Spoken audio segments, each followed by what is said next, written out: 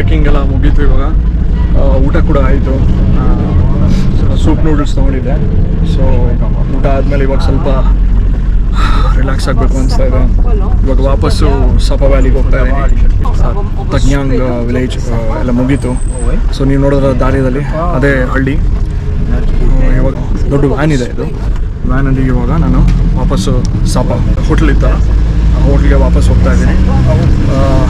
ಅಲ್ಲಿಂದ ತಿರ್ಗಾ ಬಸ್ ತೊಗೊಂಡು ವಾಪಸ್ಸು ಹನಾಯ್ಗೆ ಹೋಗ್ತಾ ಇದ್ದೀನಿ. ಟ್ರಾಲಿ ಇಟ್ಟಿದ್ದೀನಿ. ಸೊ ಅಲ್ಲಿಗೆ ವಾಪಸ್ ಹೋಗ್ತೀನಿ. ಹನಾಯ್ ಹಾಸ್ಟೆಲ್ಗೆ ಹೋಗಿ ಸ್ವಲ್ಪ ರಿಲ್ಯಾಕ್ಸ್ ಆಗಬೇಕು. ಸೊ ಬಸ್ ಇರೋದು 4 ಗಂಟೆಗೆ. ಇವಾಗ ಒಂದು 12 ಆಲ್ಮೋಸ್ಟ್ 1 ಗಂಟೆ ಆಗ್ತಾ ಬಂತು. ಬಸ್ಸು 4 ಗಂಟೆಯಿಂದ 9 ಗಂಟೆವರೆಗೂ ಹೋಗುತ್ತೆ. 9 ಗಂಟೆಗೆ ಫೈನಲಿ ನಾನು ಹಾಸ್ಟೆಲ್ ರೀಚ್ ಆಗ್ತೇನೆ. ಇವಾಗಷ್ಟೇ ಸಪಾ ವ್ಯಾಲಿ ಬಿಡ್ತಾ ಇದ್ದೀನಿ. ಬಸ್ಸಲ್ಲಿ ವಾಪಸ್ಸು ಹನಾಯ್ಗೆ ಹೋಗ್ತಾ ಇದ್ದೀನಿ. ಸೊ ಟ್ರೆಕ್ಕಿಂಗ್ ಎಲ್ಲ ಮುಗೀತು ಸಪಾ ವ್ಯಾಲಿದು. ವಾಪಸ್ ಹೋಗ್ತಾ ಇದ್ದೀನಿ. ಭಾಳ ಸುಸ್ತಾಗಿದೆ. ಇನ್ನು ಇವಾಗ ಟೈಮು 3:15. ನಮಸ್ಕಾರ ಗುರು. ಇವಾಗಷ್ಟೇ ನಾನು ಹನಾಯ್ಗೆ ಸೇರಿದೆ. ಇವಾಗಷ್ಟೇ ಬಸ್ಸಿಂದ ಇಳಿದೆ.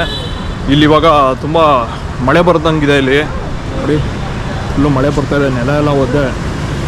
ಇಲ್ಲಿಂದ ಒಂದು 700 ಮೀಟ್ರ್ ಗುರು ಹಾಸ್ಟೆಲ್ಗೆ ಹೋಗ್ತಾ ಇದ್ದೀನಿ. ಇವಾಗ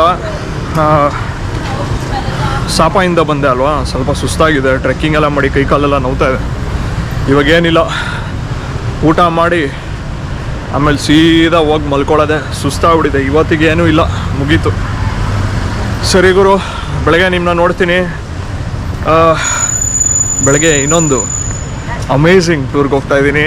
ನಿಮ್ಗೇನು ತೋರಿಸ್ತೀನಿ ಅಂತ ನಾಳೆ ಗೊತ್ತಾಗುತ್ತೆ. ನೋಡ್ತಾ ಇರಿ.